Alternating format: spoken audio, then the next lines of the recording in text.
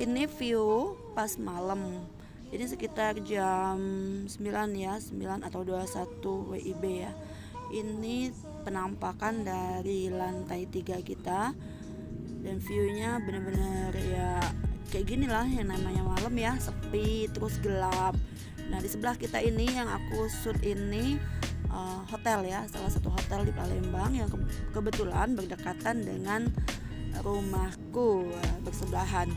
Jadi rooftop atau lantai 3 ini baru aja selesai dan corannya juga udah kering, jadi udah bisa dinaikin. Dan ya ini, jadi kita cek keadaan penampakannya seperti ini. Nanti kapan-kapan aku akan shoot pas siangnya ya, penampakan siang atau view dari siang hari. Untuk sekarang malamnya dulu aja ya.